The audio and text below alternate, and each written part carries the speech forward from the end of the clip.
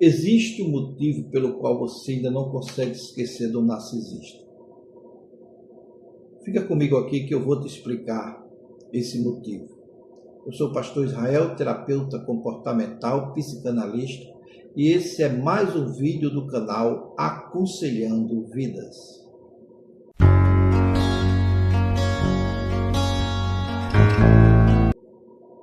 Uma das perguntas mais frequentes que eu tenho ouvido das pessoas que nos procuram é: se ele me fez tão mal, por que ainda penso nele?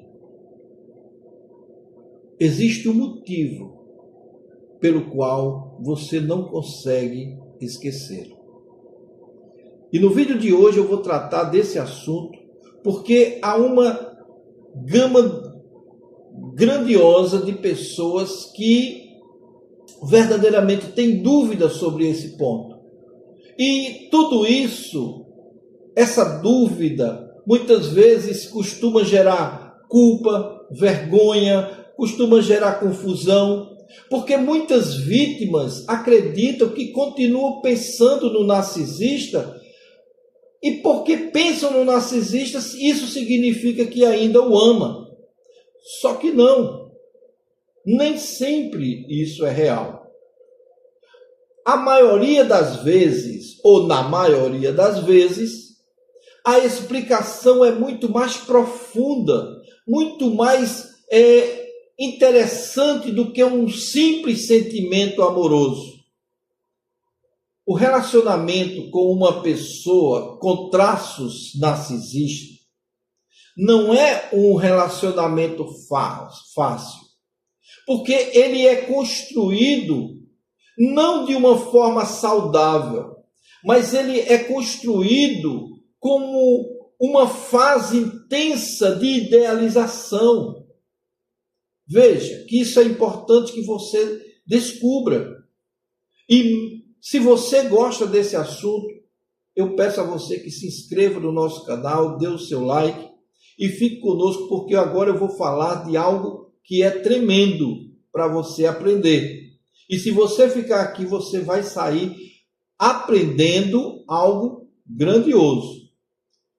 Nem adianta ir para o final, porque nós vamos falar durante todo o vídeo, tá certo? Então vamos começar?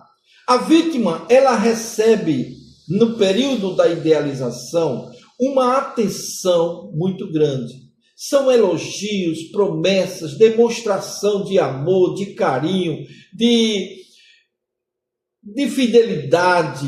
É aquela demonstração de cuidado, até muitas vezes exagerado. Mas mostra para essa pessoa que ela é importante. E ela acha que é a única do mundo para esse abusador. E é nesse período que cria uma ligação muito forte, uma ligação emocional tremenda entre o abusador e a vítima.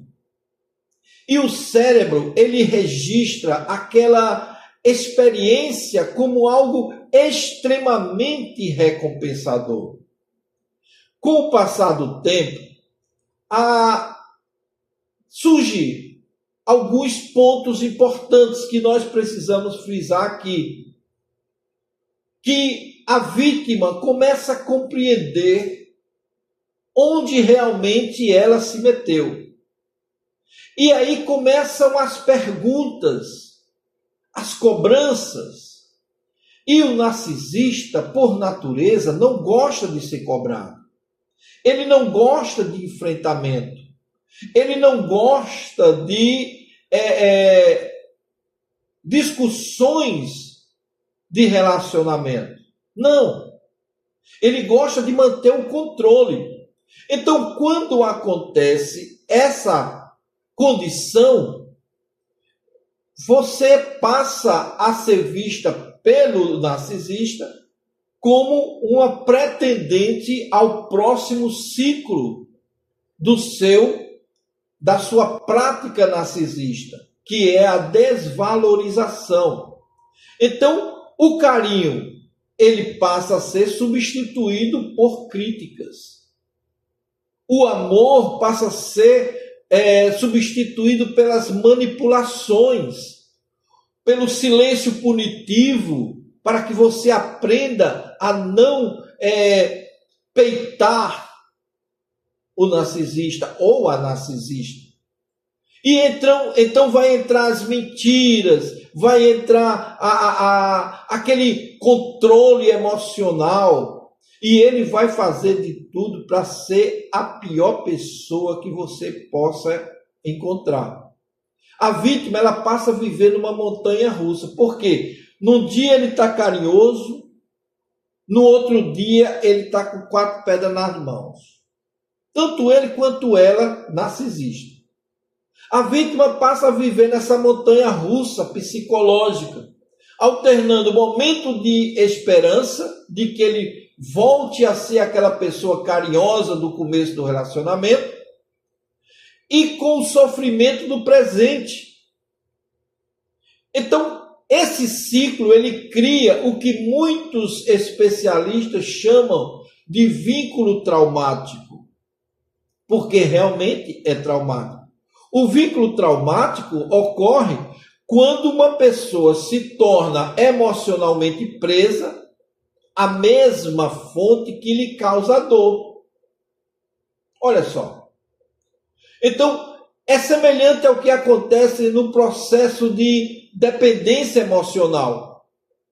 O cérebro, ele aprende a buscar os raros momentos de afeto como uma recompensa para a vítima, mesmo quando a maior parte da relação, do relacionamento, é marcado por sofrimento, por humilhação, mas tem aquele momento de paz em que ele se torna uma pessoa boa.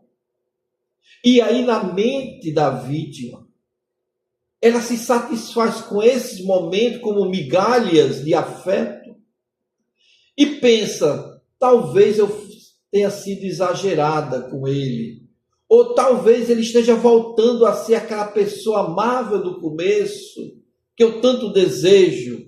Só que não, querido. Isso é só mais uma estratégia que ele usa. Por isso, pensar no narcisista após o término nem sempre significa saudade da pessoa. O que acontece muitas vezes é que permanece a necessidade de compreender tudo aquilo que aconteceu. Então veja só, a mente humana, ela busca respostas para situações que ficaram sem explicação. E esse é um dos motivos. A mente humana, ela vê essa condição como uma coisa incompleta. Então, como os narcisistas raramente assumem a sua responsabilidade pelos seus atos, não é? A vítima costuma ficar presa nessa pergunta sem resposta. Por que ele fez isso? Por que ele age assim? Será que eu fui a causadora desse problema? Ou então, ele realmente me amou algum dia na vida? Tudo isso gera uma tensão muito grande na mente daquela pessoa. Além disso, a vítima frequentemente ela não sente falta do relacionamento real, mas da versão idealizada que ela acreditava existir.